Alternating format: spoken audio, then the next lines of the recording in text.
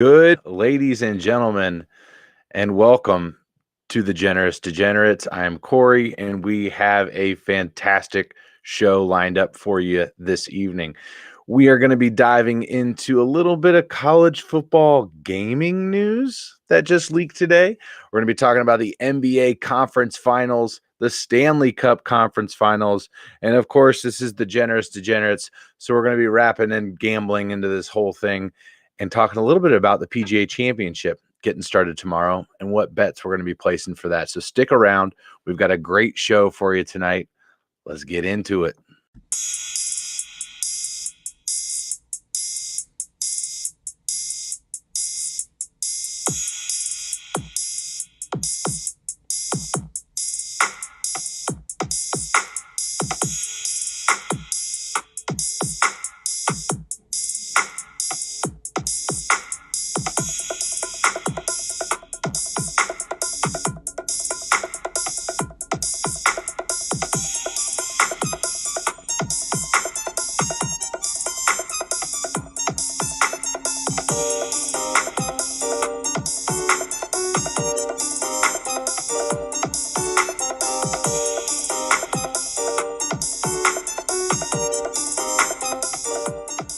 This is the Generous Degenerates, presented by Rally Towel Sports.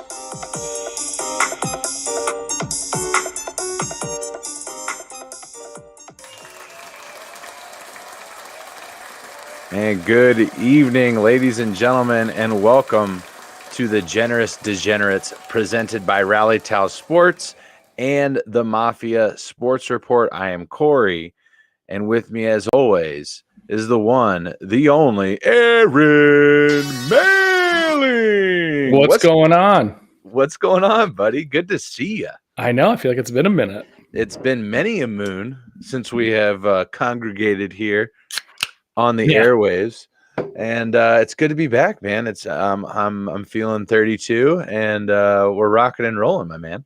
Let's get it. Happy belated birthday to you, buddy. Yeah, I appreciate it. Ryan dropping a little belated as well into the chat here. We appreciate you, Ryan, always stopping by. But yeah, it was a great birthday. Got some BJ's Brew House. Got to throw that brew house in there. It's a family program, for fuck's sake. But had to, got that free Pizookie for the birthday, dude. It's delicious. What's Pizookie? It's a pizza cookie, so it's just a skillet cookie, basically. Okay. Yeah, and I opted for the peanut butter cookie with the chocolate ice cream because I had a sickness. That's not the default. You're right. That's what I'm saying. Appreciate you, Bills fan 1970. Thanks for dropping by, everybody. We've got a great show tonight. Like I said, in the intro, we're going to be talking NHL Stanley Cup Conference Finals. They get kicked off tomorrow night. We're going to be talking NBA Conference Finals. We saw the first game of that in the Western. That was fantastic game. We're going to be getting into that. We're going to be talking some PGA Championship, but we've been waiting a long time for something that is near and dear to our hearts. Actually, something that we kind of bonded over, I would almost dare to say, in the first year of our friendship. NCAA football. It's coming back. Baby. Yeah, it's coming back. What's the latest news around this? So we knew it was coming back. It was kind of it was a when thing. So I think the first, just to dial it back a little bit, the first domino that really fell in this is the NIL rights. Basically, after the original court case for name, image, and likeness, EA Sports decided to pack up the the franchise that is so near and dear to everybody's hearts because of the fact that they didn't want to get sued, and I can understand that, but yeah, the NCAA typically still was steadfast in their ways of saying, well, amateur athletes are not allowed to make money. EA Sports said, we're just going to take our ball and go home. Now, over these last couple of years where athletes are able to sign image and likeness deals, what we have seen just transpire is we do have a date in mind. It's going to be next summer. Of course, this is now no longer NCAA football. It is EA Sports college football. And the interesting thing here is the players now have the right to opt in. So rather than playing, quarterback number 16, in EA Sports College Football 2024, you can be able to play as Arch Manning or whoever that might be. Now, the players obviously have the right to opt out, and in which case EA Sports will make it a generic person. It probably won't be tight end 89. They'll make an avatar or a person around that. But most all of the college teams have opted into being used in the game.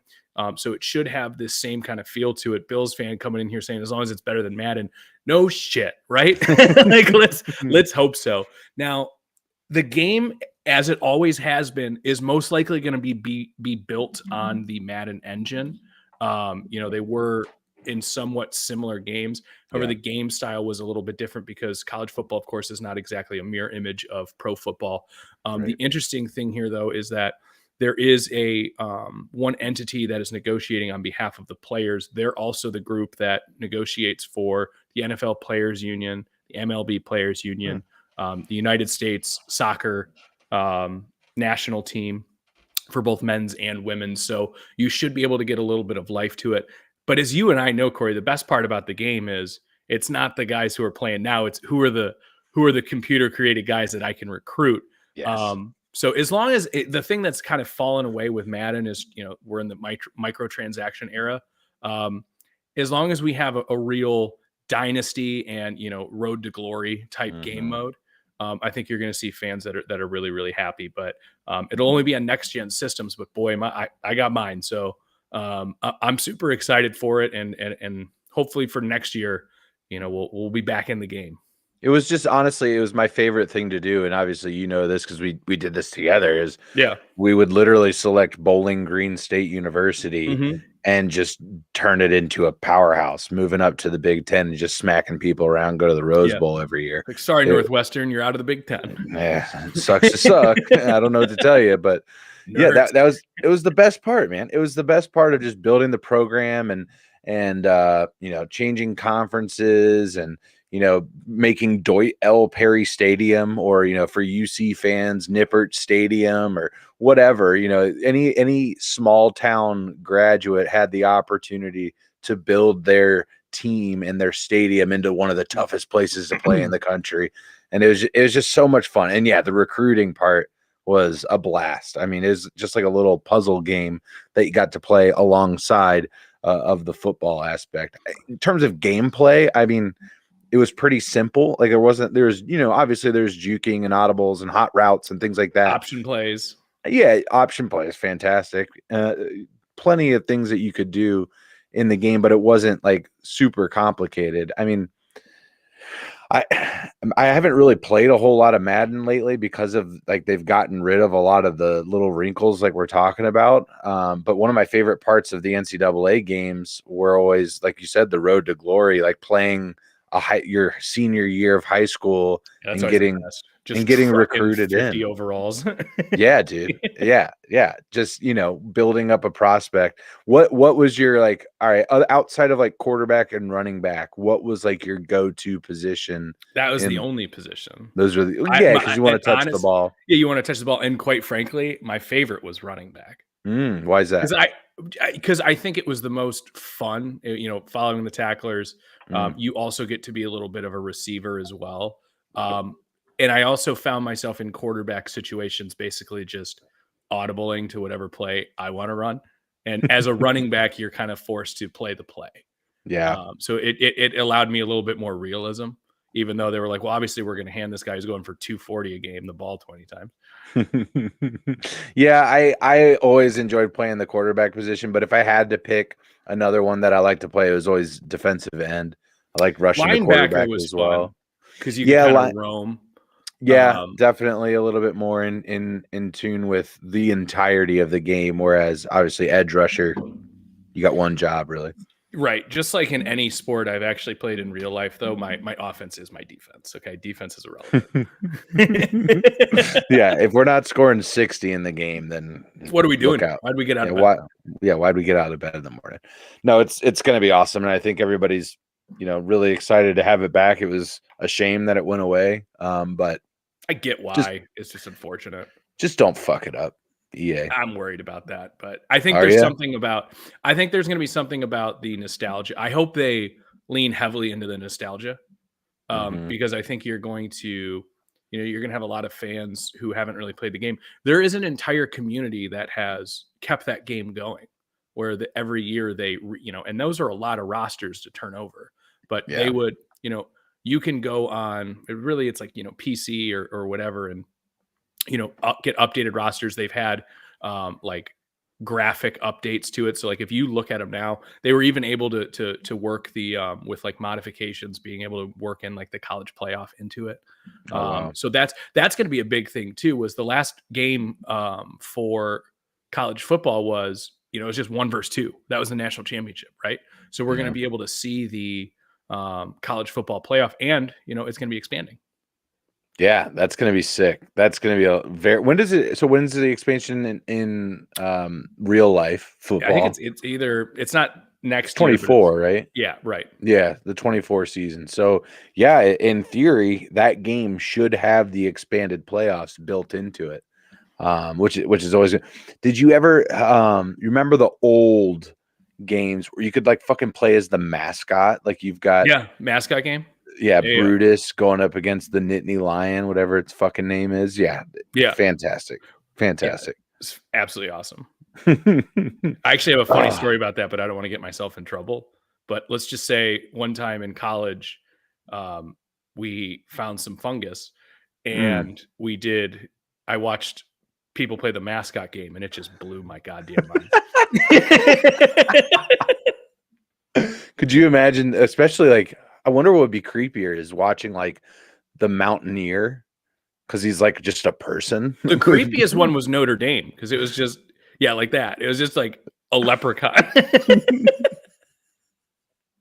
Running out There's against at least a some Sun degree of Devil and separation. Arizona's- You're like, Brutus, you silly Billy. Oh my gosh, it's gonna be fantastic. Drop it in the chat. What are your most fond NCAA sports memories of playing that game? Everyone, that again, it's a huge nostalgia thing, and we're super glad it's coming back. But we had some pretty good basketball last night. Conference finals are here. Conference finals. Todd is like the stream. Todd, thank you, buddy. We appreciate you. NBA conference finals are here. Got kicked off last night out in Denver as the Nuggets hosted LeBron James and the Lakers. Nuggets jumped out to a 1-0 lead in this series, beating the Lakers by 6, 126 to 132. Hell of a game, just like you said, right, Aaron? I mean, I don't think this is being hyperbolic. That's one of the best basketball games I've ever watched. Wow. Where, especially a playoff game, it had everything that you wanted in a game. It was high scoring. The stars were stars, and you had a comeback. The game, if you only watched the beginning of that game, you could have rightfully turned the television off and been like, all right, this one's all Nuggets. The Lakers actually found some defensive adjustments in the second half that I think is going to really make game 2 extremely interesting, and I will be all eyes on it next week. So really, really looking forward to that. What were those defensive adjustments? So obviously with Hachimura, they played him a lot more. He did not start in the game. I'd be very interested to see if the Lakers actually turn around and start him in the next game. So the defensive adjustments that I saw was pulling Anthony Davis off of Jokic on defense, making Hachimura guard him, which allowed AD to be a lot more of a roaming defensive player. You saw him actually come up with a couple of blocks, but he's playing Aaron Gordon, who's basically just hanging around the dunker spot. You don't really have to worry about Aaron Gordon. He can hit a corner 3, but it's certainly not his specialty. The Lakers are going to live with every single one of those that he makes, but it allowed Anthony Davis not only to save his energy on defense by not having to focus on Jokic every time up and down the court, and you saw him go for 40 points, but the way Hachimura actually stepped in. You see him play 28 minutes. I would not be surprised, to see him play 32 to 34 minutes in game 2. And Corey, thanks for liking the stream, man. To lean into the gambling angle here, I'm going to be all over his overs in this next game. Points plus rebounds. I think. So you're saying Anthony Davis? No, Hachimura. Oh, Hachimura. Okay, Because I interesting. think you're going to see him need to play that many more minutes in the game and just get that many more opportunities. And even in this game, you see him go for 17 points. Oddly enough, did not record a rebound. But I think that's going to change a little bit. Of course, Jokic was out there as like the human Hoover vacuum where everything was going to him anyway. So Yeah, and I mean a fantastic game out of him, triple double, nothing to just shrug off. But I really, obviously, I think they mentioned it on the broadcast too. But we were noticing and talking about it in our group chat, just AD being able to float and roam, as you said, and being that off-ball defender, kind of always having a hand on Gordon and an eye on Jokic at all times, making sure that he was available there to kind of provide that help defense. And kind of almost like a shadow double team, if you will, sure. to where like he is constantly keeping an eye on him, making sure that he's going to interrupt him from having just a clean flow to the basket. But yeah, I think the Lakers defense was really the reason that they were in this game towards the end of it. It's crazy to say for a team that puts up 132, but I mean, we saw it. Yeah. I mean, they were getting blown out by 21, in the second half, I believe, at one point. And so, and not to mention, I mean, the Lakers won the second half. I mean, Yeah. you see a team that put up 38 points and 34 points in the second half between the third and the fourth quarter. And let's face it, the Nuggets had some circus shots. yes, The Jokic shot to go, at the buzzer. Murray. You saw Murray doing the same thing Yeah. where, all AD and LeBron could do in those moments was, tip your cap and just say, Yeah. hey, congratulations. I don't think it's going to work like that. Yeah. It's not going to work like that every game. So save for those heroic shots. And, the Lakers are tied, if not maybe in the lead, in this game.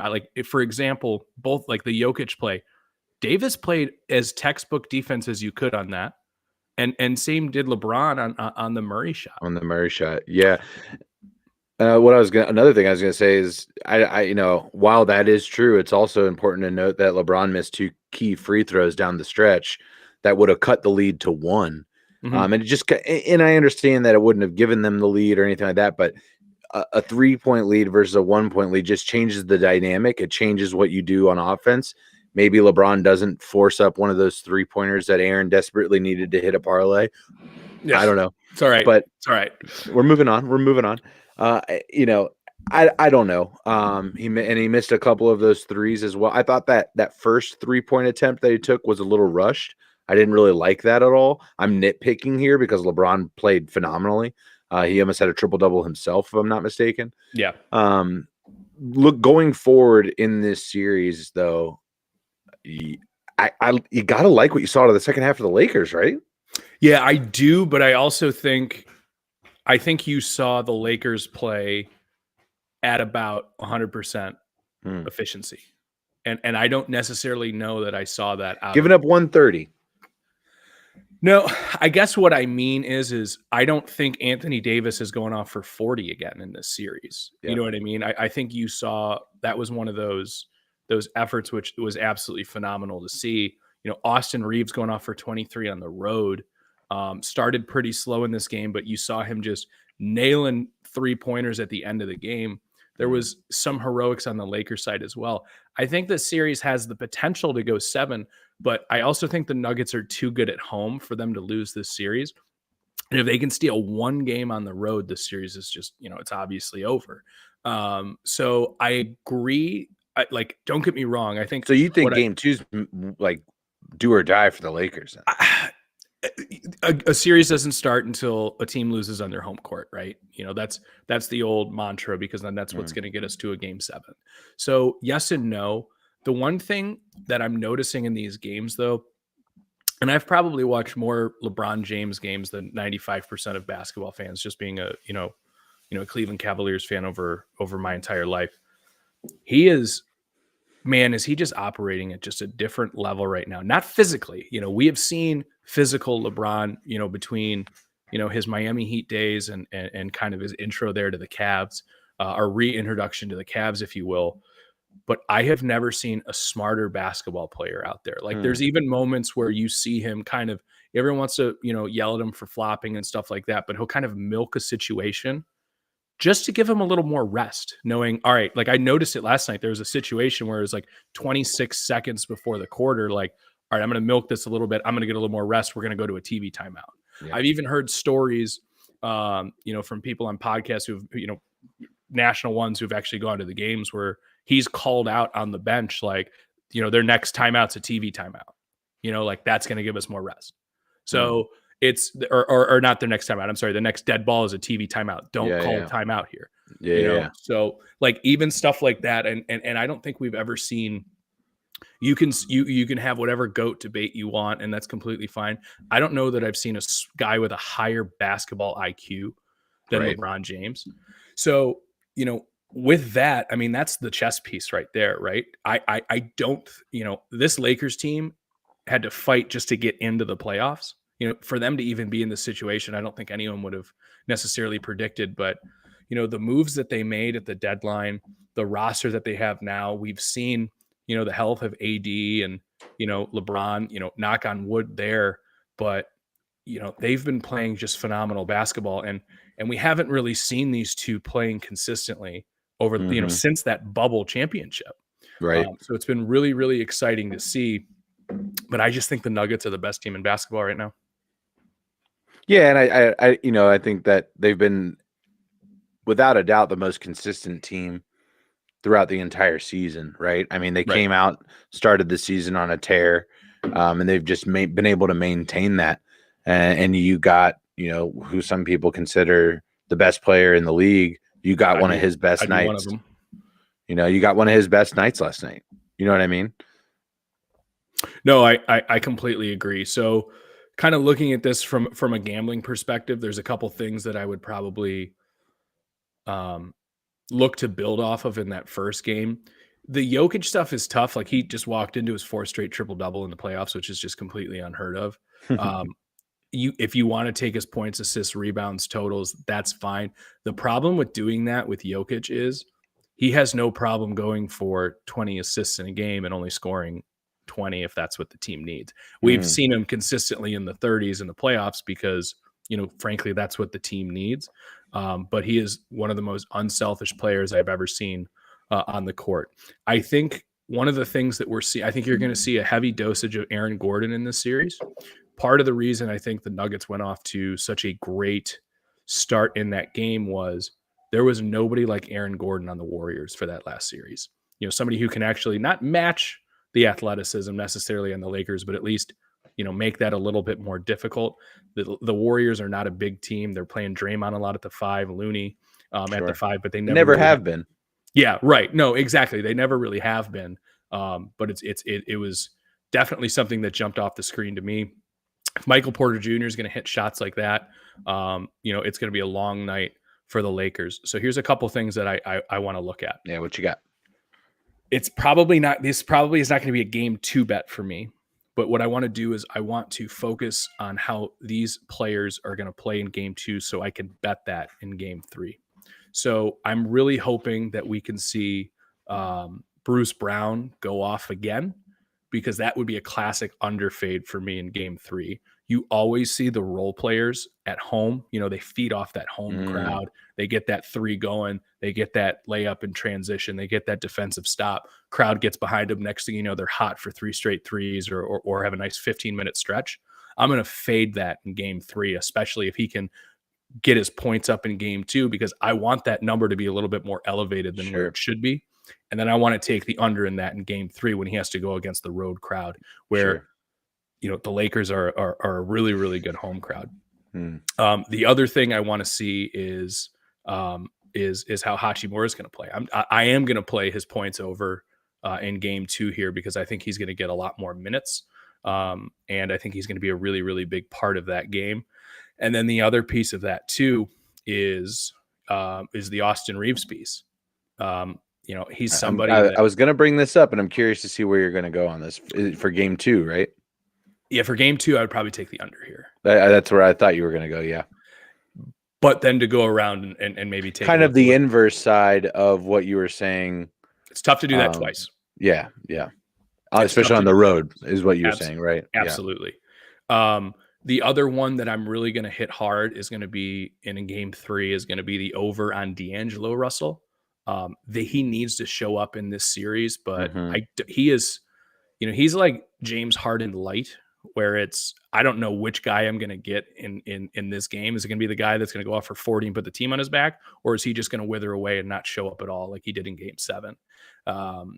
I think you're going to see that out of D'Angelo Russell again, somebody who's going to feed off of the home crowd, but also somebody that if he can get going early, the Lakers have no problem feeding him the ball and saying, hey, carry us on offense for a little bit while LeBron gets some break.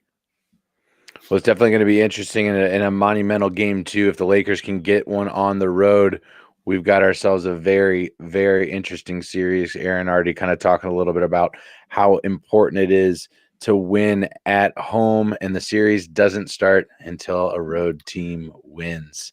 As someone who's holding on to a Nuggets plus 850 ticket, I was very, very happy with that first game. I'm going to be rolling with these Nuggets here. From a personal, I want to see LeBron do it again, because I just feel like to win one in year 20, the way he's playing would just be like, it would just intensify the GOAT debate even more. You know what? That's interesting. I actually thought there was a good case, and it's probably not as, impactful because it's round 2, but I actually think LeBron beating the Warriors and Steph Curry was a big deal from a legacy standpoint, just because, obviously them losing in the finals, there's the KD part of it. Them losing in the finals in 2015 without Kevin Love and Kyrie, that's one thing, but this was LeBron, taking over against the defending champion Warriors. And I thought that was a big deal. I don't know how big of a deal it was for the positive of his legacy, but I know how big of a deal it would have been for the negative for him not to win the series. Yeah, absolutely. That's a great point. And to your point, real quick, I think the winner of this series ultimately wins the finals. That's interesting because looking at the other side, you've got one of the hottest teams in the playoffs right now in the Miami Heat, who are currently taking on the Boston Celtics end of the first quarter right now as we record this, down 2 to Boston. What are we looking for in this series, Aaron? Obviously, I think it's the same strategy, right? The Heat are trying to steal one on the road these first 2 games, right? They got to get one of them. If they can get it tonight, tomorrow's game doesn't necessarily matter as much. It matters. Obviously, every game matters. It's the conference finals, and you want to win as many as you can. But if they can steal game 1, it's huge, right? I mean, you're almost managing minutes in game 2 to make sure you're fresh coming back home and absolutely win game 3. But what are we looking for? What are some key matchups? Any plays that you had tonight that you're looking to I didn't play anything tonight because I knew we were going to be on here, and I always want to, at least if I'm going to throw something down, I want to try to pay attention to it as much as possible so I can at least either learn what I did right or what I did wrong. And I just knew I wasn't going to have that opportunity tonight. Plus, I kind of wanted to feel this series out a little bit. So, it's a unique one, isn't it? It is a unique one. And from a Vegas perspective, it was Celtics all day. I believe they were minus 550 for the series, which for a conference finals is very rare to see. Now, granted, it's not very often we see an 8 seed get all the way to the conference finals against a team that easily could have been the 1 seed this year. But in terms of some of the matchups I'm looking at or some of the storylines, it's, how are the Heat going to play in a 7-game series without Hero? Who's going to score the ball? And of course, we're seeing Jimmy Butler right now at the end of the first quarter with 12. And that's basically what we're going to need to see is bubble hero ball, Himmy Butler. Is he going to be able to take over? And he has that offensive bag, but he's not an elite 3-point shooter. He's not a guy that physically dominates you like LeBron going downhill, but he picks his spots. He's such a cerebral, smart player. He's very smart at getting in the heads of the defenders and the opponents. So part of the things that I'm going to be looking out for is, how are the Miami Heat, who are frankly a little bit depleted? Kevin Love is playing significant minutes. I don't love that. Cody Zeller is playing minutes for this team. I don't love that in the conference finals.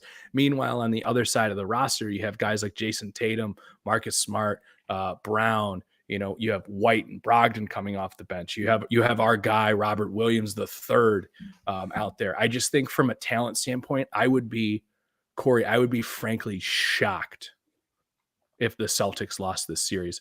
Also, I have to throw you something really quick that I think you would find hilarious. I was telling my wife about everything, and I'm like, she's asking me about, what teams are in the finals. And I she's like, who are we rooting for? And I was like, well, personally, I'm rooting for the Nuggets. And she's like, chicken nuggets, duh. So she's all on board for that. And then she misheard me when I said the Celtics and the Heat, and she's like, cool, chicken nuggets and seltzers. So that's what we're rooting for here. Well, you get the Nuggets, and then the Heat, for instance, spicy nugs. Nugs. Yeah, dude. There you go.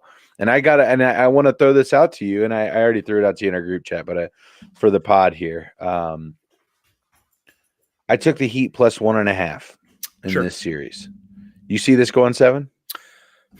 Well, it really would only need to go 6 at that point, right? They would lose 4-2, so no. Oh, no. Okay. So this does need to go 7 for you to cover, yeah. It's possible. So here's the thing. The Heat winning 5 or 6. Right. I watched the Celtics lose to the Sixers without, Embiid.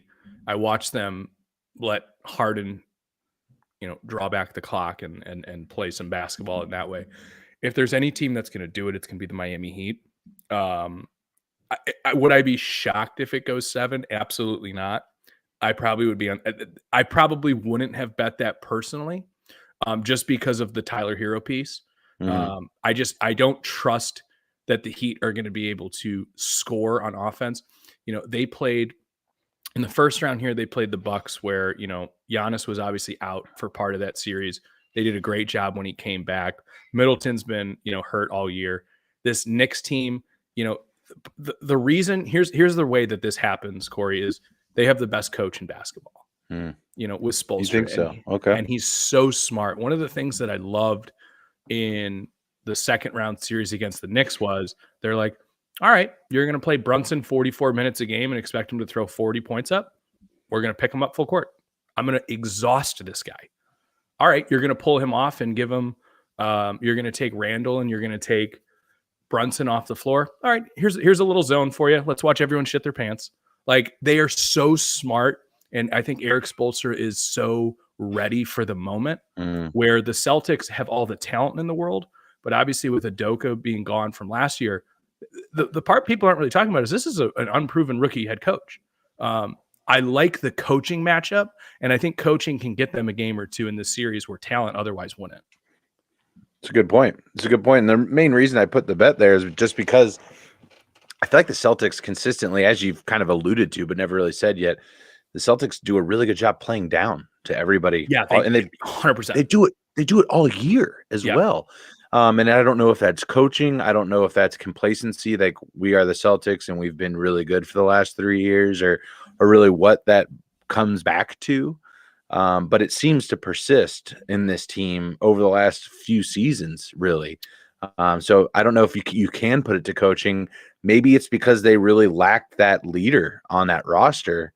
And I think a lot of it has to do with Tatum.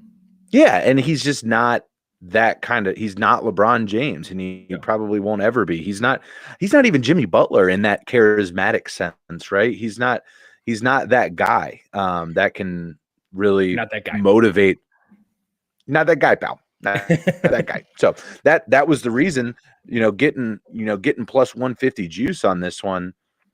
I really like, and especially the way that the Heat have been, playing up to their competition. They've been rising to the occasion throughout these playoffs, and I wouldn't be surprised if they stole one of these first 2 games. To be honest with you, I wouldn't be either. I mean, we're sitting here and they're up. We'll see what happens in the game. A lot of basketball, obviously, but to say like the Celtics win tonight and then come out flat for game 2, that's right in their MO. That's exactly 100% what the Boston Celtics. And I really do believe Jason Tatum's a top 7 player in the NBA, but I also think he's that's not to take away anything from his No, but he's one of these quiet superstars, and it kind of seems like the team wants to take on, the team typically takes on the personality of, of the best player on the team. That's why you see, like you're saying, the Heat have that dog in them because, Jimmy Butler is ultimately the star of that team. The Lakers go as LeBron goes. Anthony Davis is great, but that team is going to go as far as LeBron's going to take them. the Nuggets are a very, very unselfish team that love to move the basketball around because Jokic is their best player. You kind of pick up the personality of the stars on your team. And I think Tatum is one of those lead by example, type of guys. I'm not in the huddle. I'm not in the locker room. I'm more so just talking about, kind of the body language I see on the court and kind of, what I see and hear from them. And then you kind of have a vacuum there that's basically you have guys like Jaylen Brown and Marcus Smart who are great in their own right, but Jaylen Brown isn't good enough to be a 1. He's definitely an overqualified 2, I would say. And then you have Marcus Smart, who great defensive player, great guy on the perimeter, but he has a tendency to kind of take some bad shots or, kind of take some hero ball shots where you're like, oh, what are you doing here? And somebody like Tatum, if let's say that was LeBron on the team, would get in his ear about it, you know? So I think the Celtics have a tendency to be passive, I guess, for a lack of a better word. And like you said, that kind of allows them to play down to the level of their opponent. And now we're at the point in the season where it's one thing to do that against the Magic, Sure. This is a team that deserves to be here in the Heat. And I think they've defied a lot of odds just to get to this point. I just, from a roster standpoint, I don't see how the Celtics don't win this series. But is it going to go 7? Maybe. I didn't think it was going to go 7 against the Sixers. Yeah. That's a good. Well, when you knew Embiid was going to be out. Yeah, when Embiid was, because going into that series, we were kind of all saying on this program, if there's a team to beat the Celtics, it is the Sixers, right? And maybe that's the fools in us that we keep like somebody's going to knock these guys off, right? Somebody's going to knock these guys off, right? And we were kind of thinking that last year as well, as the Bucks hobbled into the conference finals, and then the Celtics go in, and then the Warriors surprise everybody and get another ship. So it'll be interesting to see how this one plays out. We're gonna keep tuned to it, as Aaron already alluded to here. We're looking at it, and the Heat are up 2 with 7 to go in the first half. So I will be all eyes on. I will not miss a minute of this Nuggets Lakers series. It's gonna be so fun. And don't get me wrong, the Celtics Heat will be great, but I don't remember a more fun matchup where hey, if LeBron can somehow get back to the finals at this age with this team, like chalk it up, man. Like, but here's the thing: is it at this point? I'll throw this to you as just as a throwaway here. Is it better for LeBron to not make the finals at this point, or to make it and lose? I'd say make it and lose would be interesting. I mean, I feel like that's held against him. It is, and that's ludicrous, right? I think his conference finals record is insane. He's like 10-1 in the conference finals. It's like just absolutely insane. We're gonna hold that against him for some. It doesn't make any sense to me. That and I honestly, I'm almost to the point now where I'm almost convinced that a couple of years after LeBron hangs it up, we will affirm him as the greatest of all time. Interesting. I don't know that we'll ever get there, because I think the lure of, for people that didn't get to see him play, Michael Jordan is almost like a folklore at this point. Sure. One of the things that's very, obviously never to lose in the NBA finals, never to go to a game 7 in the NBA finals. That's pretty cool. Like there's so much about him, and just the stories about how he's a killer. And don't get me wrong, the players now are a little bit more buddy than they were. Yeah. But to hear the hate respect from the best players of that era going, man, Michael Jordan's a motherfucker. Like it's just really, really impressive to hear. I don't disagree with you. I think there's different levels to it. I think Michael Jordan can be the best player of all time, where something I just said, where, I can still think LeBron is the smartest basketball player I've ever seen. Or the most athletic. Most athletic. It's just a different level of basketball. And I also think you can appreciate both concurrently. I absolutely agree that. I absolutely agree with that. Yeah, I think, to say that when we get into this discussion of like who's better, oftentimes the response is, well, look at all these things that the other person did. And it's like, I'm aware of those things, and I appreciate them, and I still think that person is very, very, very, very, very, very, very good. Like at this point, it's 1A, 1 and 1A. You know what I mean? Like it's there has to be, just as there's something to be said about Jordan's undefeated record in the finals, never going to a game 7. There has to be something to be said about LeBron James's ability to be in his 20th season and be one of the most dominant players in the league. 100%. That I mean, at this point in his career, Michael Jordan was bumming it at 14 points a game on a less than 500 team. LeBron James has carried this franchise into another conference finals. No, I completely agree with you. I mean, Yeah. every stint of, his first year with the Cavs, he made it to the finals with one of the grossest rosters I've ever seen. Obviously with the Heat going to 3 straight, obviously with the Cavs going to 4 straight, the Lakers, he goes to the final. Like every time he's gone to a team, he's taken that team to the finals, and real quick before we kind of move off from that and Sure. Basketball here in general, and we'll move on to some other topics. Just while we're on the topic of NBA, I think we'd be remiss to not, touch on the draft lottery that happened last night. Some would say the ultimate prize won by the San Antonio Spurs. Did you see the Woj quote? No, I didn't. He was talking. He said, obviously he's quoting GMs, but basically he was saying that there are people that believe that not only is Victor Wembanyama the greatest basketball prospect of all time, but the greatest prospect in team sports history. I chuckled a little. Wow. Personally.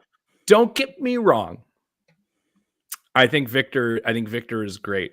I think part of it is I remember, the 2003 LeBron, him coming into this and everyone was like, well, people weren't watching him in the same way. And I'm like, yeah, but television is also different now than it is 20 years ago. I couldn't go on AOL.com and type in LeBron James and stream his game whenever I wanted to. I think there's just so many more eyeballs right now. Also, let's not forget about Kareem Abdul-Jabbar. Lou Alcindor coming out of high school. I think don't get me wrong. I think Victor's gonna be great. I think, hats off to the Spurs, man. To go from the Admiral to Tim Duncan to Victor. Pop is Pop's gonna outlive us all because he's not retiring anytime soon now. I know I'm kind of throwing this at you here. No, it's cool. A ton of prep. What do you think? What are your thoughts? And yeah, I'm not a big fan of the NBA lottery in general as a system. Interesting. Do you mind expanding on that? Yeah, for sure. I think it incentivizes more teams to tank rather than in the NFL. You're not going to have a shot at the number 1 draft. Like you pretty much can only, like it was pretty much just the Bears and the Texans when it came down to it that you're really getting the tanking. Whereas in the NBA, as long as you're one of the bottom 14 teams, you've got a chance, right? It incentivizes you actually towards the backstretch to not be the 10th worst team. It's actually a lot better to be the 5th worst team, or excuse me, okay. You know what I'm saying? Like the cancer of tanking expands more rapidly in the NBA than any other league.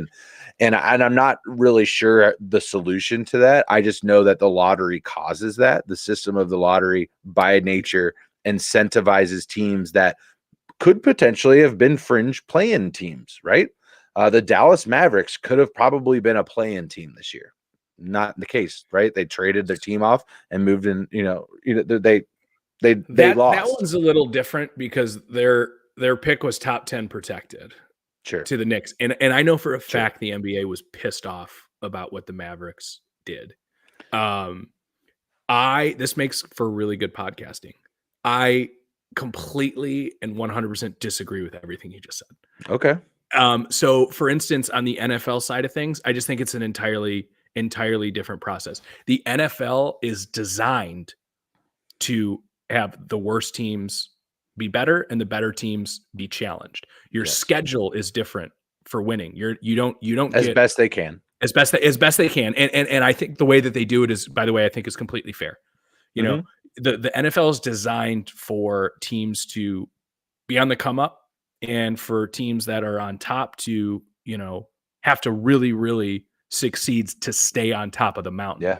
Now, the other thing with the NFL is, what's it stand for? Not for long. You are not rewarded for tanking. I don't believe there's any player in football that believes that, well, if we lose a couple games, we'll get a better draft pick. Yo, that guy's coming in to take your job. And not only that, but if you're going to put bogus on tape, you're not going to get picked up from the other 31 teams. Coaching as well. So let me NBA, go ahead. I would say, let me ask you this then. Can you acknowledge, or would you acknowledge, and do you agree with that tanking is more prevalent in the NBA than it is in the NFL? Yes. So my second point to it though was, take a look at the Pistons, for instance. They shut Cunningham down, right? Now I can't speak to somebody's health. I certainly don't. That was in like fucking. That was early though, right? And take a look at what the Thunder did last year with SGA. I can't speak to somebody's health. I don't want to speak to somebody else. It seemed a little fishy personally, but those teams were not rewarded for that. If this was the NFL, the Pistons would have just gotten Wembanyama, and you would see, because I also think the Pistons had the worst record.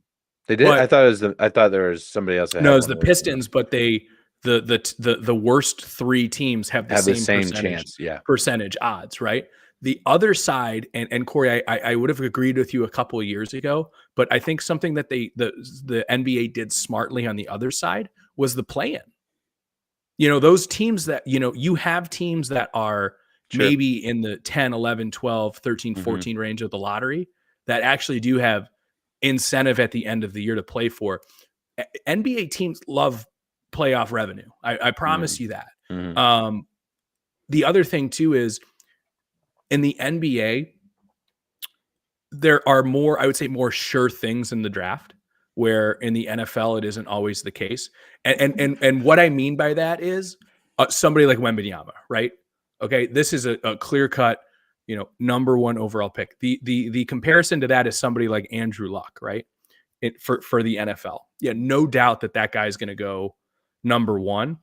But once you get to like pick 5 or 6, we're really talking about, when you extrapolate over 7 rounds in the NFL to 2 rounds in the NBA, we're talking about like end of the first, early second round, talent in terms of, if you extrapolate all of that.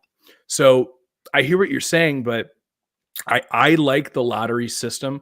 I think it's imperfect, but I also think if you just reward the last place team, I think the NBA would be in a much worse. And I'm not advocating for that either. What I have heard suggested, and I'm curious your thoughts. Take the teams eligible for the lottery.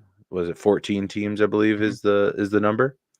The worst 2, so that would be the Pistons and the Rockets. Is that correct? Pistons, Rockets, yes. Pistons, Rockets, Spurs, or the 3. Something like that, yeah.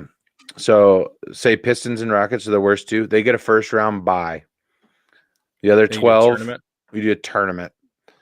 And you have to play to win a 1-game elimination, March Madness style.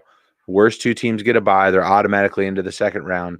And you do a 1-game elimination tournament style game to determine who gets. Yeah, but here's my counter to that. Yeah. What about every single person on those rosters that are on expiring deals? They're playing for another contract. Sure, but what about the guys on the roster that, let's say if it's the difference between the first pick and the 4th pick, and the number 1 overall pick's a shooting guard? Do you think, I would say then even more so, they would want to showcase their talents in the same way? I think that's fine. I don't like that personally. I don't think players, I think people underestimate how little players care about the rookies or the moves that are made on rosters. These are not lifers. These are guys that at a moment's notice, they could play for a team for 10 years and they're shipped out.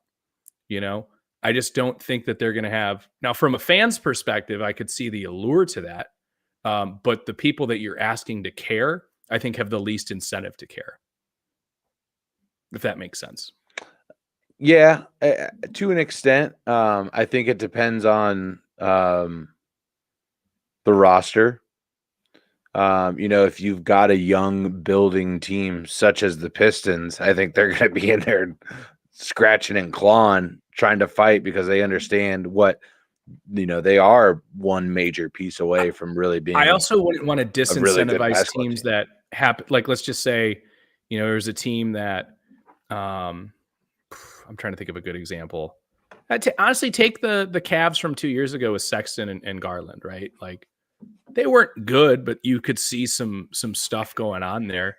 Now, what if one of those guys just randomly gets injured 10 games to go in the season?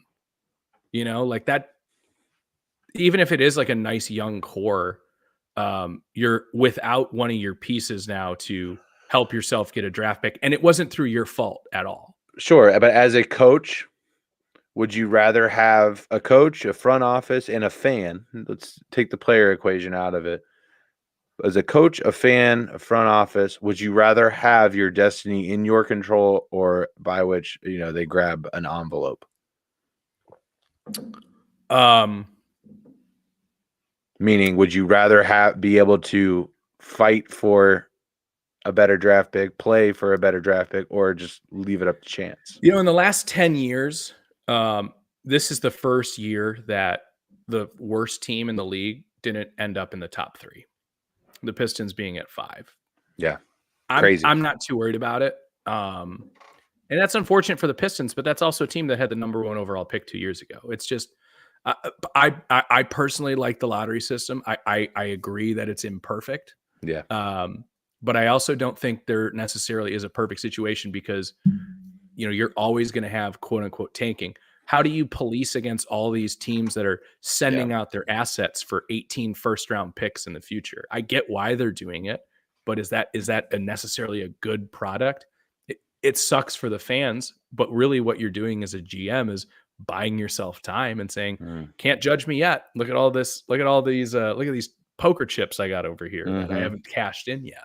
The Jazz with 3 first-round picks in the that's also draft. Danny Ainge. He gets a little bit of a leash because he's done it before. Yeah. And even Sam Presti has built a great roster in Oklahoma City before. I think it's a good way of eliminating blatant tanking. And my biggest counter argument to the original point, Corey, was I think on the other side of it, I think the play-in tournament was genius. Yeah. Because I think that allows more teams on the bubble to play till the end. You're never going to get everybody. And you know what? You see it in football too, just to be frank. It's just typically like week 17 and 18. Yeah. And it's not as big of a deal. Yeah, and you put in your backup quarterback because you want to see what he has. Exactly. Kind of deal. Yeah. And I get teams wanting to do that. Yeah, you gotta kick the tires, right? Mm-hmm. And those are meaningful game snaps, and that experience is valuable. You saw him do it with Patrick Mahomes in his rookie year as well. So with all that being said, and again, we can move on from basketball here, but I'm just curious your thoughts on Wembanyama in general, just as a prospect and what this means for the Spurs. I mean, you always have to be wary about the hype. The hype, absolutely. You have to be a little bit weary about that, but everything that I've seen is a complete tool basketball player. Something that we haven't, just somebody that can pretty much do every single thing that you would want him to do on the basketball court. It's the only question for me is, and I know that this is becoming less of an argument as the years go on and as leagues are developed around the world. But the level of competition, it isn't the best level of competition available. You're saying? Yeah, it's not. It's just you could argue it's more talented though than college basketball. He was playing in the top European league. Sure. And how many other people are being drafted from that? There's league specifically. There is still a good amount. I think the point of it is you're playing against other professional athletes. Sure. And looking at the top 5 picks, one of them top 5 mocked picks, one of them is from that league. True. The next 2 out of the top 3 are G League prospects, followed by NCAA basketball. Sure. So while it is absolutely true that the best prospects best prospect overall can come from these leagues. Yes. I don't necessarily know that the level of competition is as good based on the fact that more quality prospects come out of college basketball. So, and Sure. again, that is changing, and I think you would be foolish not to acknowledge the fact that international basketball has taken dramatic steps forward just over the last decade. Who are the three best players in They're all, basketball right now? yeah, they're all not US born. Yeah. Yeah, absolutely. So it's there is something to be said about that. So, but I'm just weary about those two question marks just because I'm not as fluent to it. So it's an ignorance thing on my part, having not, been as immersed in that league. Sure. So That's fair. that's the only thing about him right now. Everything that I've seen though has been, phenomenal. It's not like Arch Manning, where even on this podcast, Todd and I had said that we're not sold on Arch Manning. No, of course this was ending his senior season because like I've never actually watched any film on him, and then we get him out in the spring game and he looks like shit. So I don't think that that's the case here. I've seen the film on this guy. I've seen the highlight reels. I've seen him playing off the ball on the perimeter and then getting out and contesting shots. I've seen him following his shots in and closing it out. I've seen him hitting it, spreading the court out and making shots. Mid-range is there. Obviously, the interior game is there just due to size. Will that hold up? Absolutely. I think get him in an NBA program, especially one like a respected franchise. You want to like put the on weight, go to San Antonio. You're gonna, yeah. I mean, fucking great barbecue in Texas. No, but seriously, this guy's going to a great franchise, one that is going to invest in him, and that he's going to put meat on that frame as well. And you're going to see, somebody probably blossom into one of the best players in the league. It's the only knock on him, right? In terms of what we've seen. And really what you were just saying, like I have seen, it'd be one thing if he just had the length, the athleticism and stuff like that. But it's the fact that I'm seeing him take step back threes from a guy who's like legitimately 7'4" with like a 7'8" wingspan. and he's the only person I have ever seen take a step back three, front rim it, catch it off in the air and dunk it home. That's from like a step in front of the free throw line as well. It's like physically impossible. Now, granted, you're 1,000,000% right. The level of talent that he's going to go up against here is way, way different. But it's the fact that he already has these, raw skills with unteachable length and athleticism. There's just this mold of him where you can't teach the stuff that, if let's just say, it's frankly why Giannis went 15th overall. The guy had like no basketball skills, but they're like, I don't know, he's kind of freakishly long. He's athletic. I think we can develop him. Now imagine, he had all the skills he has now and entered the draft. I think that's what we're seeing with Wemby. And maybe it's somewhere between, Giannis and KD ish, where it's he's got this weird body type that I just don't understand how he can do what he can do, but he's got this super clean stroke. I'll be very interested to see how it develops. I'm going to pump the brakes on the greatest prospect in team sports history. Dude. Chill out. But I also think that's just kind of the era we live in now. That has to be LeBron James, right? Like that. Yeah, honestly, LeBron or frankly, I think a lot of people forget about, Kareem. Yeah. Yeah. I just like, what? I don't know. Let's just calm it down for a little bit. I'm excited to watch him develop. And absolutely. I think, and frankly, as a Cavs fan, I was so jacked to see him go to the West. Yeah. I think most, and honestly, it's probably the best case for him because you've got a hyper competitive East. Maybe not so much going forward in the next years, but you've got a team in the Cavs that are coming up. A team in the Celtics that are, barring some forced trades in this offseason, still going to be there. The Bucks are still going to be there. Question mark, obviously, around Philadelphia right now. The Knicks look good. The Knicks are building. It Don't seems sleep on the Nets, man. Yeah, fair point. And it seems like Miami just kind of is always going to be around as well. Whereas out in the West, it's kind of the Nuggets and then kind of the Lakers. It'll be interesting to see. Yeah, but the Suns are in blow it up mode now too. It almost seems they traded everything for Durant. I think it would have been amazing this year if they could have made a run in it. But if you have Kevin Durant and Devin Booker, you're going to be there. I'm not sold on D-Book. I don't know that he's enough. I'm not there yet. He's not enough. Kevin Durant. Yeah, Kevin Durant by himself isn't enough either, though. Not in this league.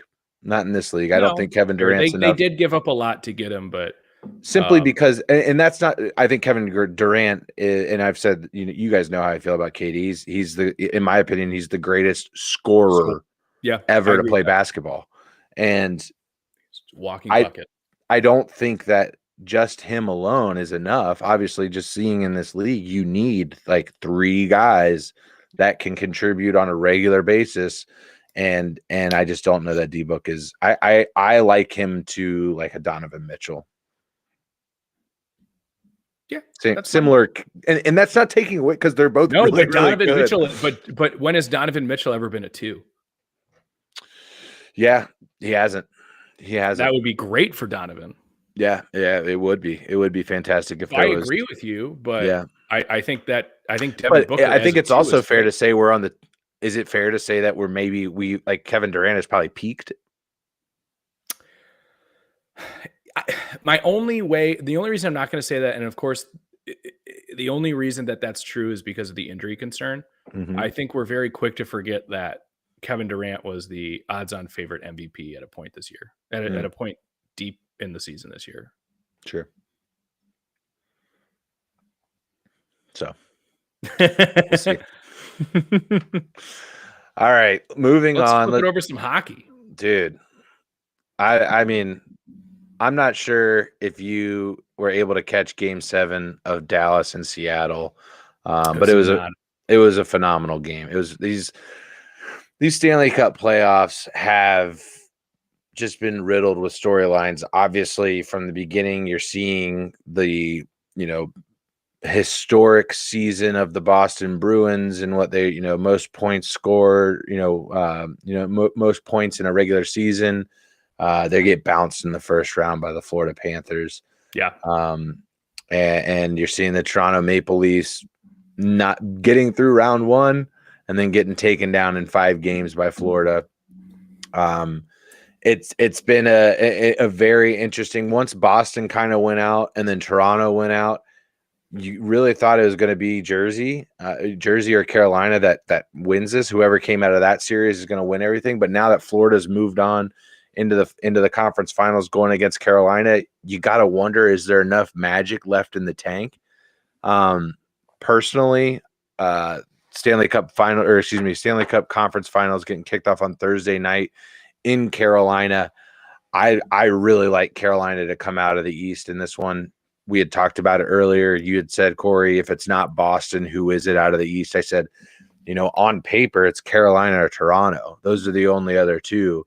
And Carolina continues to be that team that has just been very consistent through these Stanley Cup playoffs. And in the NHL, we know that if you get in, you've got a chance to take it all home. Mm-hmm. Similar to what we're kind of seeing right now in the NBA, actually, which is kind of cool. But for tomorrow, most parallel, exactly, between both parity. Most parity in the NBA playoffs that we've seen in a long time. But tomorrow night we are getting it's Carolina -1.5 plus 180. I like Carolina to come out with a ton of energy in that stadium. I mean, the crowd has been nothing short of amazing the entire time, and they feed off of it. I like Carolina to come out strong and win this game. However, I'm not really comfortable going with the 1.5 because Florida's just kind of sneaky in that regard. Sure. So what I'm doing is the classic flex here. I'm taking Carolina -1 with plus money at plus 110. So we're buying half a goal right now and dropping that 1.5 to just a -1 to give ourselves an opportunity for a push. However, it's basically a money line bet with plus odds on Carolina, the home favorite right now. So I really like that one a lot. Out of the West, man, I've got I put 3 futures going into these Stanley Cup playoffs. One was on Boston. Did this about 2 months before the playoffs. One was on Minnesota, and the other one, the last one standing, is the Dallas Stars. I've got a future on Dallas to win this. They just had a hard-fought series against the Seattle Kraken. Went to Game 7.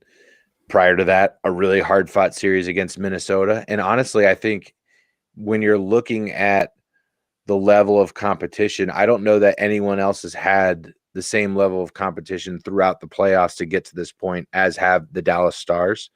And they got another big test going into Las Vegas to get things kicked off. I believe it's going to be on Friday night is when that series gets going. But I like Dallas a lot, and I like them so much. I'm taking them as a money line bet on this one at plus 105. Ooh. So doubling down on Dallas to steal game 1 with some plus odds. Obviously, again, the strategy here with these 2+ bets, I just need to hit one of them to make money. We're going one unit on each of them as long as one of them hits. Again, we have a money line and then a -1 on Carolina for this one. But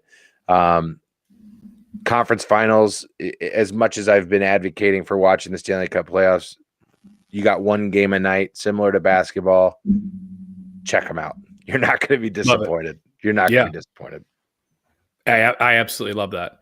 On the other side for just a little bit of a preview, obviously I know the teams that you like coming out of Appreciate it, Tommy. What's going on, Tommy? Tommy with a drop in here for those listening on Spotify. Subscribe to Rally Towel Sports today. Most underrated sports podcast on YouTube. That is he quoted that from the Wall Street Journal, actually. He did. So, and honestly, it's fact. It is. It's fact. Yep. Snopes even said so. Any one of these ones that you like from a gambling perspective, and I can lay them on me, big dog. I can pull them up here. I don't have them right in front of me, but outright winner. Is there anything winner? Is there anywhere that you see value right now? And I'll pull up the FanDuel odds right here while we're talking. So Carolina plus 200, Golden Knights plus 240, Stars plus 300, Panthers plus 350. Is there any value you can extract out of that? I'm staying away from Florida. That's just a long shot. It's the longest odds though, too, to be fair, Yeah, but the difference between Carolina and Panther isn't that drastic. It's not enough to make me want to go with honestly, my favorite to win the whole thing right now is Carolina. I think they're a complete team. They've got one of the best power plays left in the finals right now. They've been the most consistent team. I had said earlier that Dallas kind of had the most competitive road to these finals. That, I almost want to walk that back and liken it to the road that Carolina has taken to get here, having to go through now I'm blanking on who they went up against in the first round here. I was mixing it with what Jersey, but New Jersey Devils are not just a slouch team. Islanders. Okay, so I will stick with Dallas as the toughest road. Islanders were the last team to get into the playoffs as a whole. So just by statistics, they were one of the easiest outs, I guess you could say. But I think New Jersey is not just a cakewalk. That was a very well put together roster as well. Sure. But from Carolina's standpoint, it's always kind of weird. I'm always kind of weary taking the favorite in these odds. But based on what they've demonstrated so far, again, one of the best power plays left in terms of their penalty kill. It's fantastic. They kind of, I've said it before, they kind of have this strategy where they're going to allow you open ice until you get into the offensive zone and then just kind of swallow you and slam you and not really allow you to set anything up or get anything going past the first forecheck or anything like that. And they just kind of just start beating on you. Yeah. And I think the home ice is huge. I mean, they get the fucking hurricane siren going to start the game. The crowd's got the rally towels going because they're huge fans of the pod, and it's been a great atmosphere to say the least.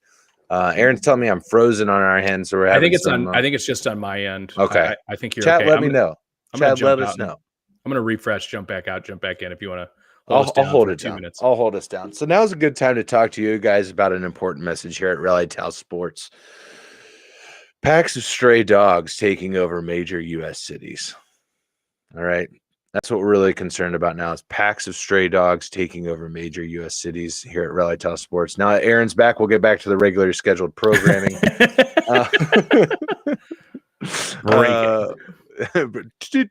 Thank you, Aaron. Just hearing this now. Oh, speaking of what, did you see that thing where like somebody wrote into a news station, like they like do this like little clip on their news broadcast where like they read like funny voicemails or emails or letters that they get from viewers of the local news. It's a fantastic segment, by the way. I have not. No. There's this one where they're reading and saying like this guy like wrote in and is like, stop thanking reporters after they're done. Like, back to you, Tom. Oh, thank you, Jenny. We appreciate that report. Like, stop thanking them. They're doing their job. Like a complete dickhead. So they're like, Sure. okay, we've obliged, and we will no longer say thank you. So they started bleeping out the thank part. So like, all right, back to you, Tom. Fuck you, Jenny. Like, that's what it sounds like. It's fucking gold. Absolute gold. That's hilarious. But no, I mean, I really like back to what we were talking about in terms of value of what's out there. I mean, I'm getting plus 300 on Caesars for Dallas right now. I'm not sure what you're seeing. I think that's exactly what I was just seeing. But at the same time, you can't shrug off home ice. So Vegas at plus 250 is another good one. Vegas could absolutely be the team that rides through. They look really strong in the second round. Getting through Edmonton, so it could absolutely be Vegas as well. Sure. But I would say in terms of who do I actually think is going to win the finals, I think it's going to be Carolina. I like it. Yes, sir. Now we've got a very, very tough tournament starting tomorrow, Aaron. Very tough. Long ball will be rewarded. Long ball will be rewarded. And of course, we're talking about Aaron's bocce ball tournament that he starts tomorrow. Mm-hmm. We're obviously talking about the PGA Championship tomorrow.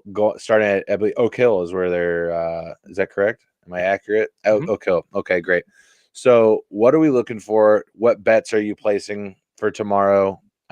What bets are you going to kind of be eyeing up over the weekend? What's the betting strategy going into the PGA Championship? So defended by Justin Thomas, right? Justin Thomas. Yeah, Justin Thomas won last year on a comeback. Really, I think it was a playoff to win it. For this tournament, this is the first golf we've seen since Easter. Well, since Masters weekend, where the live guys are going to be back involved. I think that's a big factor in this, and that was one thing that we talked about in our post Masters coverage. Was I was a little bit surprised with how well a lot of those guys showed up. Obviously, Brooks being the winner for basically 68 holes. Phil Mickelson, I was all over him missing the cut at minus money, and I got slapped in the face. I think that's something that can either help us or hurt us here. There's not enough data out of the live tour that I'm comfortable taking a lot of these guys. And what I mean by that is Oak Hill is a course where you're going to be rewarded. It's a long course. It's a long course. So I need somebody who's going to get off the tee very well, but that also means I need somebody who's going to be really good with their long irons as well. So live just does not have the same data that the PGA Tour does, where it's, shots recovered on approach, how good are these guys around the greens, things like that. I basically just have to go off of finishing position. We've seen Brooks do okay. Dustin Johnson has had some moments here. So I am staying away a little bit from the live guys, but I'm going to kind of reverse that real quick and lean into it. I think Cam Smith is one of the best golfers in the world. And I don't know how important golf is to him, but I could just tell how frustrated he was at the Masters, or slighted he was at the Masters by not playing up to his ilk, if you will. I am looking right now at Cam Smith in the top 20 at plus 150. I don't know. Go look at last year when he was playing in the PGA Tour and tell me what that ticket was going for. It's probably at about minus 190, maybe minus 200 for him to be finishing in that type of position in a tournament like this. I think the Masters proved to me that the live guys can compete. I don't think it's just the golf. They didn't touch the Monstars ball and their golf skills have been taken away, and now they're Charles Barkley. But I think that's one that I absolutely love for this. Give that to us again. Give us the bet in the juice. So I actually put a unit down on Cam Smith at top 20 at plus 150. I like that a lot. So again, I just need him to finish inside of that 20 position. I don't need him to win this. Here's the thing: when I'm looking at top 20s, I want to envision. Would I be shocked if this person actually wins the tournament? Because my top 20 picks, I want them to be comfortable. I want to go into Sunday and my top 20 bets are sitting at 35 and shit. Yeah, I don't want that. I don't want them needing to climb the ladder on Sunday. I want, hey, I got a 5-stroke cushion here. That's the kind of bets that I'm looking for. Again, at plus 150, it just kind of really jumped off the page to me. And I don't know, do you have bets already placed or anything you're looking at? Because if so, I'd love to just go back and forth here. Yeah, so just kind of in that same realm, I've actually got I did one to win bet, but I did two. You have 2 to win bets. So we'll have potentially 3 nominations for our guy. I was gonna say our guy. I have a strong nomination, like one I want to beat my fist on the table for. Okay. And you know that if we end up taking that person as it is my birthday week, but we'll see. I'll have to put money down on this guy too. So we'll see. I don't know if you know what, but it's my birthday year. It's my birthday. Are you a Taurus? But so I've got a couple here, and you had already kind of mentioned it, Aaron. It's a long course, so you're going to want to look at strokes gained off the tee is one of the things that I really looked at. But another thing that I looked at is FIRs, fairways and regulation. That's a big one. It's huge. The rough at Oak Hill is 4 inches thick, which 4 inches is very big, right, Aaron? That's a lot of length. Yeah, that's what my wife tells me. It's huge. She said it's almost too much. Yeah, exactly. So you're looking for accurate guys and kind of the same strategy, names that I'm not going to be surprised if this guy's in the final grouping, but also value is always something that we're looking for here. So first of which, top 20, Viktor Hovland at plus 130. Victor's kind of always one of the guys that hangs around. It's a top 20. It's a top 20 at plus 130. Really like that. I love that. Another one I got is Jordan Spieth at plus 165 in the top 20. So I like that one. And then in terms of value, I got Russell Henley. He's been playing really good golf at plus 300. And then Ricky Fowler at plus 200 in top 20.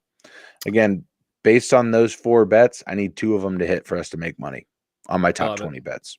So that's where I'm leaning on those. I mean, you're looking at Viktor Hovland, who has 5 top 10 finishes this year.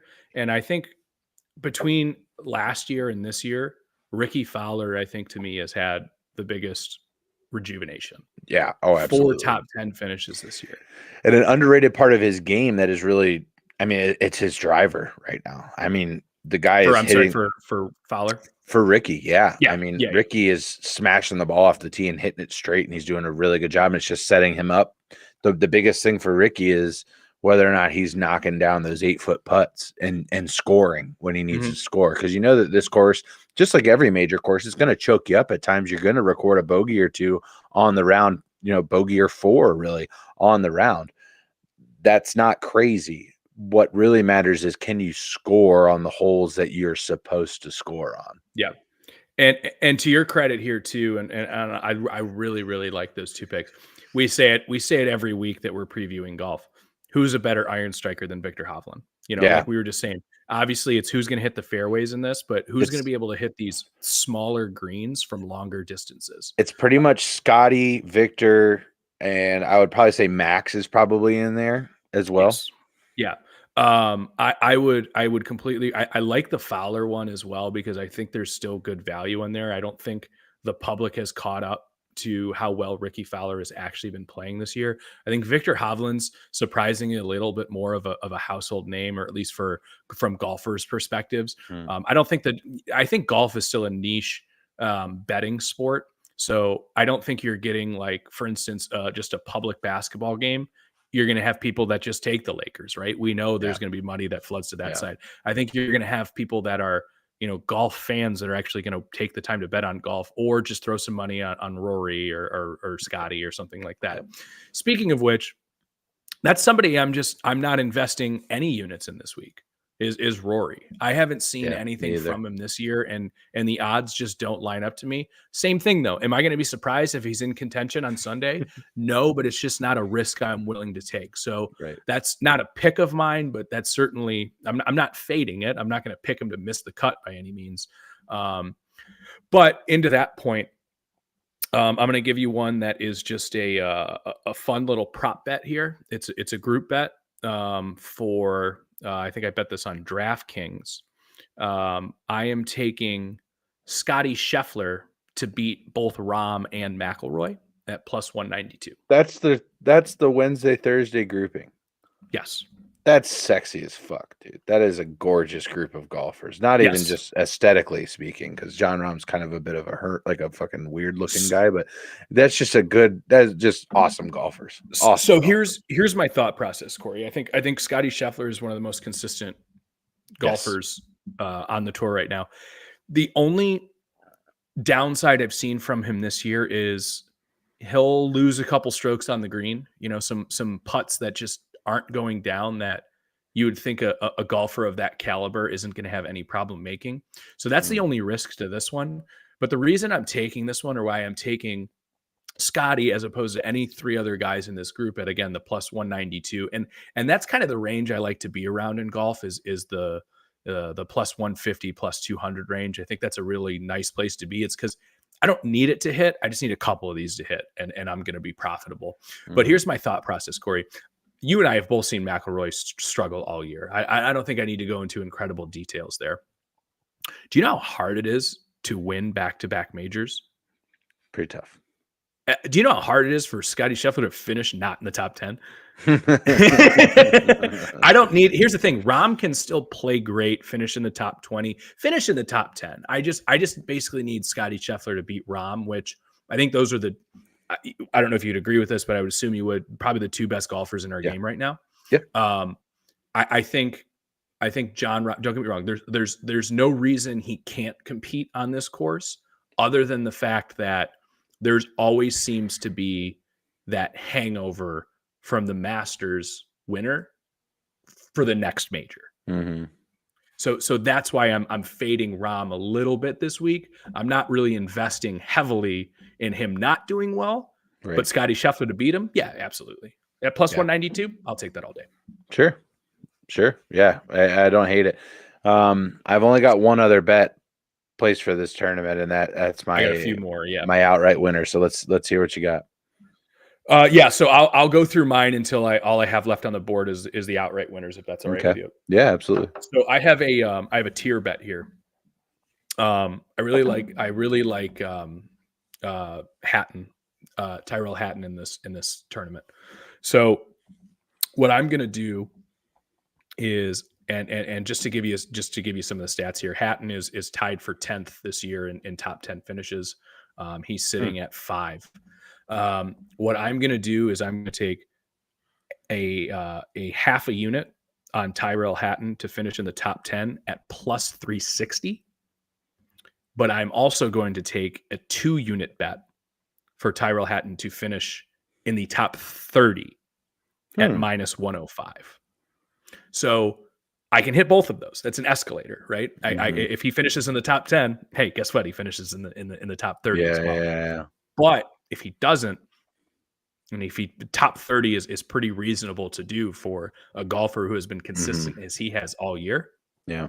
I'm going to cover my half unit bet and still be profitable on Hatton as a whole. I love it. Love that strategy. Yeah. Another one that I have here is, and here these are just kind of some fun ones. This is just a fun little parlay that I have placed. Just And something cute, this is plus 1040.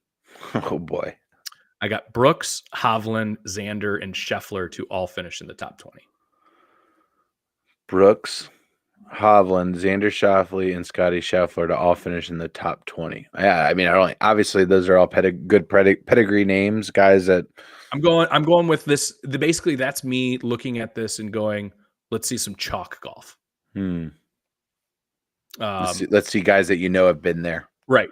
Now, again, this is a half unit for me, but taking a look at the plus 1040, I wanted something on the board that gets me a little torqued up. You know what's getting me a little torqued up is that I know you have a guy that you're pounding for. I know how you bet, and you're never going to put your eggs in one basket, and you haven't said his name yet that I think that you might go with.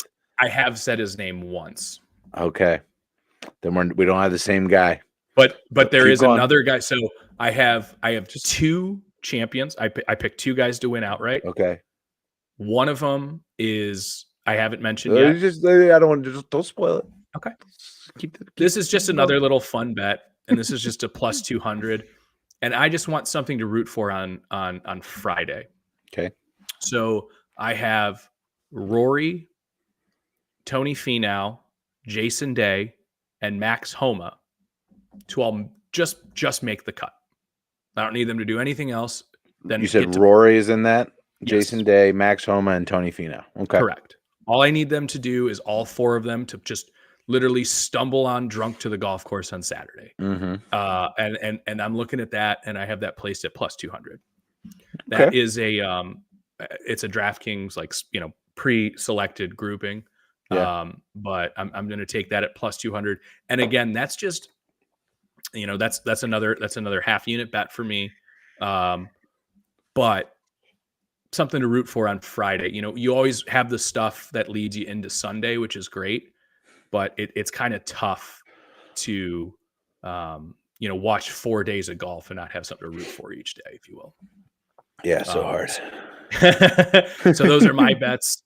Couple fun ones out there, but I'm curious now. Now we are left with just who we have as the champions. Yeah, I want to hear who you have. I'll give you my two guys, and then I think we elect a Rally Towel captain. Our guy. Our Guy award. Who's going to be our guy? The Our Guy award for the PGA Championship.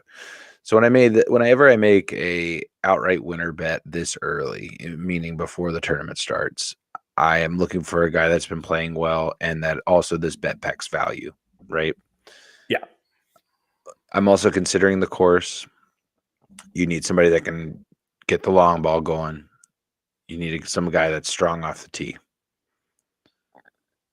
I'm going with Tony Finau at plus 2,000 as an outright winner, a 1-unit bet that pays out 20 units. I love it. I like the way that Tony's been playing lately. It's his time. You hear that. You've always we heard that for Ricky his first decade on tour as well. It's his time. It's his time. It's his time. I would love to, and again, kind of in that same sense as what you said.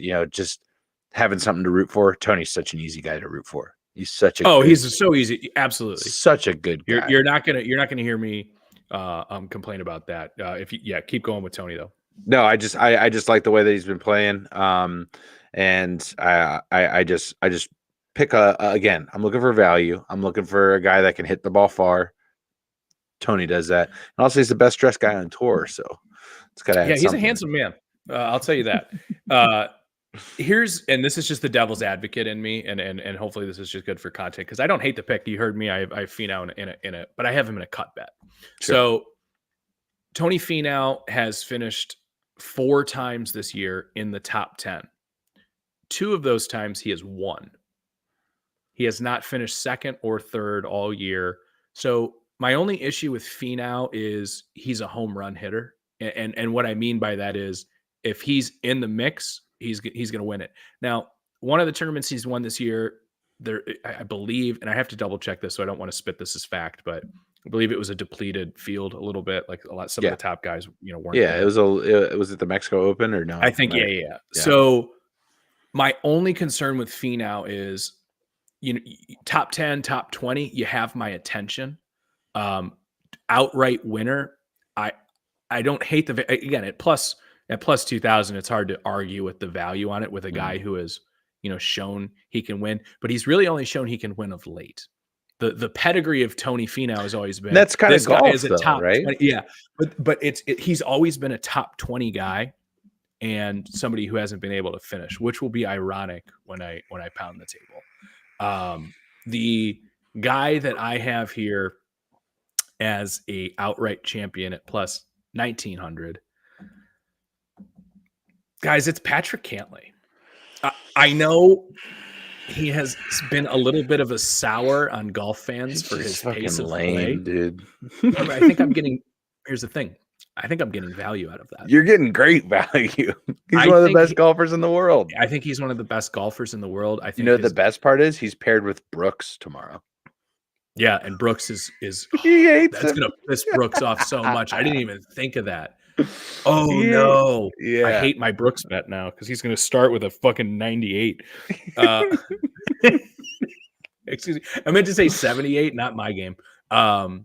So I again, this is just a pure value play. Yeah, I don't hate it. Listen, we're looking at plus 1,900 for a guy who has constantly been there all year. Again, I keep going back to the top 10s. The guy has finished top 10 6. He's finished second once. He's finished third twice. He has been knocking on that door all year. And you know what they say? You keep knocking on the door, eventually someone's going to answer. At the very least, he's going to be in contention Saturday and Sunday. Right. And I might be able to hedge against that a little bit. Okay. Who's your other guy? Do you have any other? Mm-mm. Okay. Is that your pound the table guy? No. All right. No. Thank God. I just don't want to watch. he's just not fun. It's Xander Schauffele. Xander. Okay. I like Xander. Give me the why. It is his time, Corey. When we look at Xander, he is, listen, he has been so close to winning so many different rounds this year. He was the runner-up in the most recent start at Quail Hollow. I don't see a world where he's not contending again. So I have some money on him to win outright, but I have 2 units down on him to finish in the top 10. I don't see. I think he has been the most consistent golfer that has not named Rahm and Scheffler all year, and I think he is deservedly the Rally Towel Sports Guy of the Week. I think this is a course that we see it all the time on a course like this. I don't think it's going to be a favorite to win. Now, don't get me wrong. Schauffele is right up there. He's top 3. Well, what I mean by that is, I don't think it's going to be Rahm or Scotty. Okay. And because there's no value in plus 750, plus 800. There's really absolutely no value there. I think your best bet is to pick a guy who has consistently been there and just hasn't broken through, or just throw some darts with some guys in the back. Maybe like a Sungjae Im, a guy who's pretty good at everything and has consistently been around there. That's another interesting one. I believe he's at plus 3,600. Xander is my guy this week, Corey, and I'm going to be rooting for him hard. I'm there with you. I think that's a great endorsement of Rally Towel Sports. You got a top 3 favorite, a guy that's performed well all season, a guy that, as you said, has been knocking on the door for a long time. It makes a lot of sense. It makes a lot of sense. And rooting for Tony Finau and Xander Schauffele, it's very easy to get behind, right? Do we do Co's this week? What's that? Do we go Co guy, or we got to stick with a guy? We got to go the guy, a guy, the guy. Who's the guy? We'll be rooting for Tony. Yeah, just the same as I'm going to be rooting for Max. I'm going to be rooting for Ricky. I'm going to be rooting for Jordan. Those are guys that JT. Be awesome to So watch him Jordan, defend. one that I actually would be interested in, and I was waiting because I'm still waiting for FanDuel to do the miss the cuts. I don't know that Jordan's going to even tee off. Why is that? He's been injured. Let me go to it real quick.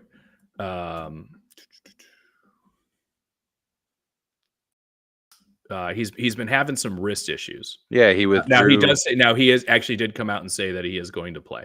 Yeah, he withdrew from was it Wells Fargo? So that's actually one I'm going to look at before bed tonight. What's the value on Spieth to miss the cut? Interesting. Not that I don't like Spieth, but here's the thing: Spieth can miss the cut healthy. Sure, he can also win the tournament. Right. That was actually one of the reasons I wanted one of the points I wanted to bring up on Hovland, though. Why because you had him top 20, I believe. Yeah, and Spieth. Hovland is one of those guys, and I think success around the green this week is going to be gigantic. How many strokes can you gain there? He's a guy who, after a bogey, is just going to go off for 3 straight birdies. Like we see it with Hovland all the time. Hovland is but at the same time, he's also a guy that kind of like, at least this year, you've kind of seen him like shrivel on Sundays. I have, but if he wants to go from 5 to 15 and lose himself some millions, that's not my problem. Yeah. We're still hitting. We're hitting. That's the thing that's what I'm saying with my top 20s. I want guys that are, guys I believe that are going to be in the top 5 going into Sunday. Yeah. Because that's the best way to watch golf. Take a nap around the turn, wake up around 14. Kind of sweaty because you nap so hard. Yeah, just so hard. And then just. So Corey, before we wrap up here, you sent a video to the chat yesterday of just some electric hip movement on the old links. How's the golf game looking this year? Dude, I had a great fucking round on Friday. I'm about a bogey golfer. If you guys have been following us on TikTok and YouTube, been posting every week, just kind of what I've been doing on my Friday night leagues. But we had a great fucking night on Friday night. Posted a 39 out on a par 35, so I was 4 over on the round. Which for a bogey golfer, a 10-11 handicap on 9, that's a hell of a night. Finished the round real strong. 5th hole, went off out of bounds off the tee. Had to take a drop. 3rd shot, I put it about 15 yards from the pin. 15 feet, from the pin. Knock it down for par. From there, we birdie 6. I hit one of the greatest tee shots I've ever had on 7 and put it about, 10 feet from the hole. Is one of my greatest par 3 shots I've ever had. Didn't birdie it though, but we finished the round par birdie, par birdie to finish 4 over on the day, and it was phenomenal, man. I've breaking that driver on your bachelor party was probably the greatest things that ever happened to my golf game, because I've just been I've just been murdering my 5-wood off the tee. Just pure rage on one of the most gorgeous courses I've ever seen in my life. Just my body, mind, and soul were exhausted. Yeah, that was the Sunday round, right? Yes. On getaway day. Yeah. Where we were like, this is a bad idea, but I need it. Yeah, absolutely. Yeah. What about you? You been enjoying the links this year?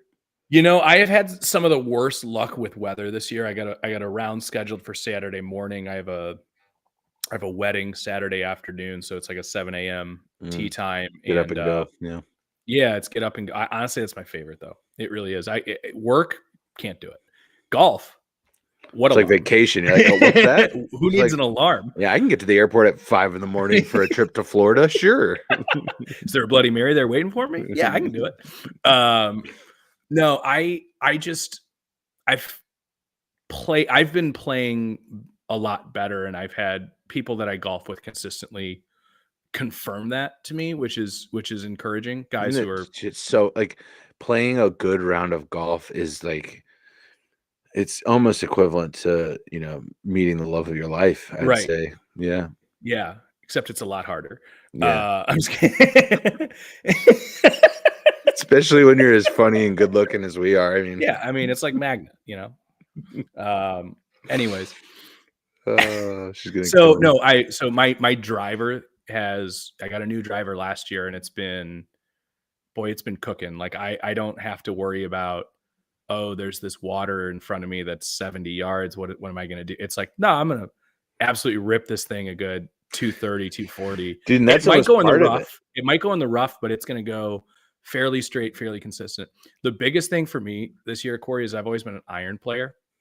I've introduced a 3 hybrid into my bag, and those unattainable my longest iron in my bag was a 4 iron, and I'd hit it pretty well, 200 yards, hit it pretty consistently. I'm pretty good with it off the tee as well.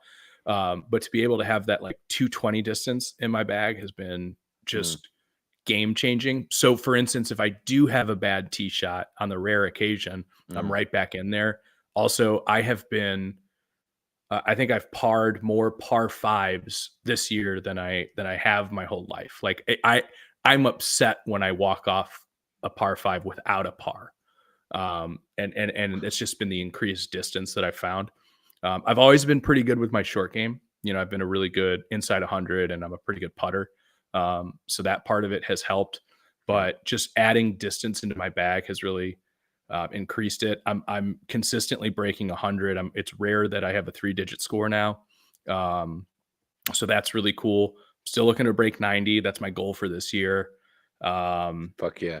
And I think I'm going to get it. I had a 91 this year. I was right there. Fuck yeah, dude. But yeah, I'm feeling a lot better, and I'm definitely playing a lot more consistent. I would describe myself as well as a bogey golfer. There's just the random, You're gonna blow up a blow up couple of hole. holes, yeah. That's going to happen. But I've been much more consistent, and we got to reach out to Nate, and we're going to set up a round, whether it be us coming up to you or doing that. But there's nothing better than getting together for some golf. I'll tell you. Yeah, we need to get a Rally Towel Sports round. I know Todd's not much of a golfer, but we'll have to get some content out there. Maybe link up with the Blunder Boys as well. Get something absolutely. cooking. Get something cooking. I know I was talking to Bobby about going down for that golf outing. Yeah, it's awesome to play with Bobby at Stone Lake. Like that was so cool. Yeah, Bobby's a pretty good golfer too. He is. Yeah. Yeah. I feel you guys are pretty similar, or at least I feel like you guys hit him pretty good to know. I'm not gonna let him talk shit anymore.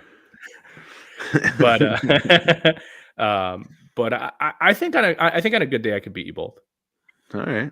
Well, I mean, I've beaten you before. It's happened. It's happened once. But yeah, it's cool. I don't know. No. I remember when I used to, with my old bag, when I was just hitting my 3 iron off just the your tee. 3 iron off the tee every time, man. Straight every time. Just every time. Just perfect. Yeah, grandpa golf, man. Because my grandpa beat my ass consistently in golf. Yeah, because he was smart and he wasn't like, I think I can clear it. Yeah, I'm gonna clear that water. You see that window I've never hit before? Yeah, I haven't hit a fairway all day, but I got a window here. I love it. Awesome. Really looking forward to the PGA Championship this week. Gonna be awesome. This is a great time of year, man. We're approaching the NBA Finals, the Stanley Cup. Baseball's going. Golf is in full swing. The weather is turning. The grills are being turned on. I think I can hear in the distance some New Balances being tied up. I'm loving it, dude. Changing the oil on the lawnmower. I have an electric mower, so no. Okay, well, good for you. But no, it's no, you're absolutely right. Nature has the thaw of spring is upon us. Nature's lifted her sundress and shown us her desirables, and it's time to get outside. Sundress in the summer. Wrap it up, boys. All right. No, this has been fantastic. If you don't already, go ahead and follow us on all social media. We are on Twitter. We are on TikTok. Or if you follow us on TikTok or on YouTube, you're getting our YouTube shorts or our TikToks, giving you some insight into Fade the Streak, our newest baseball betting strategy that has allowed us to increase the bankroll by I'd say about 25% is what we've added to the bankroll just through Fade the Streak. So go ahead and, again, follow us on TikTok and subscribe on YouTube. I want to give a shout out to everybody that jumped in the chat tonight. You can go ahead and follow us on Spotify for the audio, YouTube for the video. For Aaron, I am Corey. We will see you next time. Peace.